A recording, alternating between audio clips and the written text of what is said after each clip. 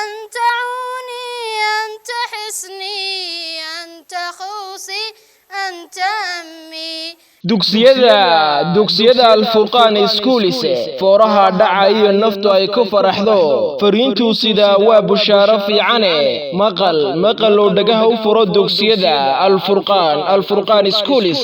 dugsiyada Al-Furqan ee fuugu weyn yahay arday badan ka foostay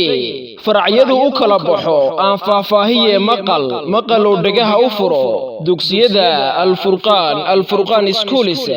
fasalada dugsiyada sare dhexe fowjajkiisi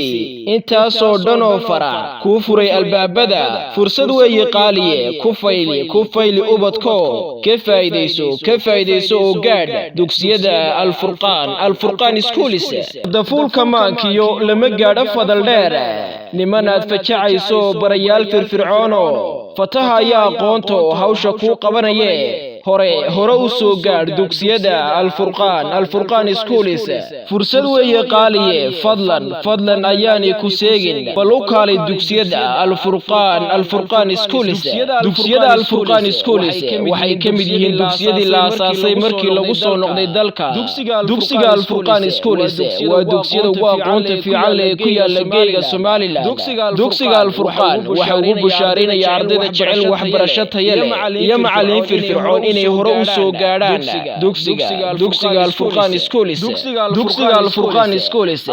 ardayda kaalmaha hore ka gashay imtixaanka waxa uu diraa scholarship waxbarasho oo dalalka caalamka oo ka mid yihiin Masar iyo sidoo kale Suudaan iyo dalal kale oo badan bulsho hamuugaan koobabiyaha aqoonta ubadka ee dugsiga Al-Furqan Schools cid kastoo ku dayata dugsiyada Al-Furqan daba socod mooyee degel lama istaagaan dugsiga Al-Furqan qaybta koobaad iyo labaad waxay ku taalaa xaafadda Xawaadle qaybta saddexaadna waxay ku taalaa xaafadda Barkada Keydka halka qaybta afraadna ay ku taalo xaafadda Jigjigaya bulshooy hamuugaan koobabiyaha aqoonta ubadka ee dugsiga Al-Furqan Schools wixii faahfaahin dheeraadana waxaad kala xiriiri kartaa lambarada shaashada kaaga muuqda